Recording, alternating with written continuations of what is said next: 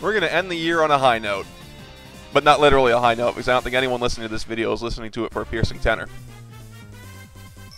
I'm going to disappoint a lot of people right off the bat and say I'm not going to spend this 5.5 minutes, whatever this is, I've already lost count, talking about Reisen as a character, doing the whole fanboy gush thing. I did that once already in the Super Mario World video. For some reason, it's the third most viewed video in that LP. I don't know what the deal is with you people. You are very strange. I don't know why you like that video so much. But there it is. I've already spoken my piece about Reisen, at least in terms of fanboy gush. I actually am going to talk about her a little bit later, but not in those terms. I don't really have a whole lot to talk about on the stage either. I'm really phoning it in this particular playthrough because this stage really is trivial, and Reisen herself as a boss really is trivial. Until maybe, I guess, the Desperation attack is decent enough. The only thing you really need to know about her is that her larger missiles are destroyable. Everything else falls into place neatly. You can do it all on the fly very easily. And the stage itself, there's exactly one tricky jump in this entire stage, so if you're not going to go get the weapon tank, which I'm not going to in this video, no point getting a weapon tank in a Buster Duel run, then there's absolutely nothing noteworthy about the stage other than the fact that it's a pretty neat song. Initially, I was debating talking about the next stage after this, the first Fortress stage, because that stage deserves all the praise it can get. I believe that stage really is the culmination of the quality of gameplay that permeates this, as well as a whole bunch of other things. But I eventually decided that stage, the video for that stage is long enough that the stage deserves to have itself playing while I'm talking about it. So I'm not going to talk about it here. You'll have to wait until that video, which will come next year sometime. Who knows? So instead, I'm going to talk. I was thinking about Reisen, since this is the Reisen video, obviously. When am I not thinking about her, I guess?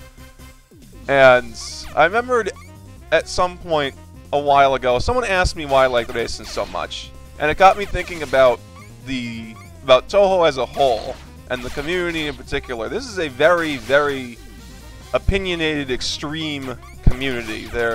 And basically everyone in this community, they have very strong likes, very strong dislikes.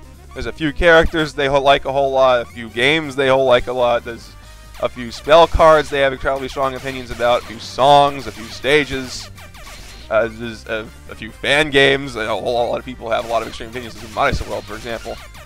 And far be it from me to say this is a bad thing, because that would be incredibly hypocritical. I would be the first to admit I have some incredibly strong opinions, both positive and negative, about various aspects of the series in terms of characters, music, games, and whatnot like that. So what I did, but it made me think, and I did a little mental exercise, I guess, when I was asked why I liked Reisen, and I said I asked myself the question after that person asked it. So why do I like Reisen?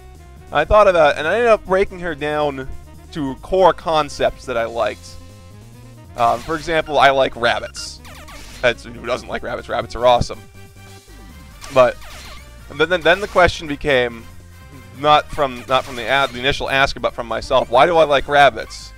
Okay, well, they're cute.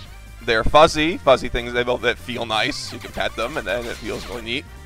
Then I ask, why do you like cute? Why are they cute? Why do you like fuzzy things? I mean, cute is pretty subjective, but fuzzy is rather not. You're not gonna touch a rabbit and go, wow, this is the hardest thing I've ever felt. This thing would shatter a diamond.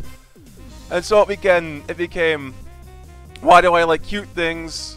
Why do fuzzy things feel good to me? And it became a spiral of why?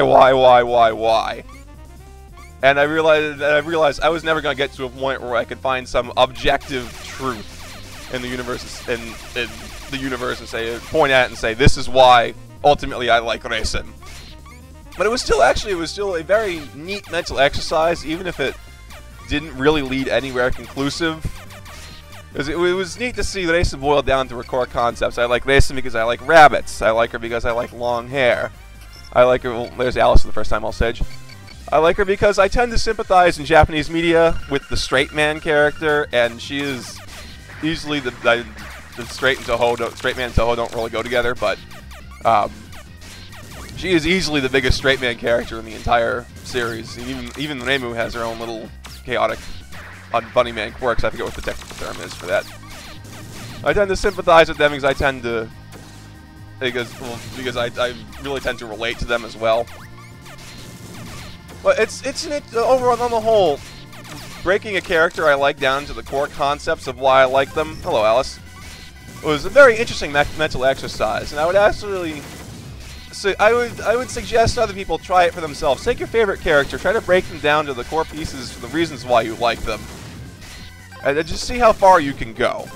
And it is pretty neat, and it helps you gain even more of an appreciation for the character that you already have. So yeah, boss fight. Reisen died. I cried.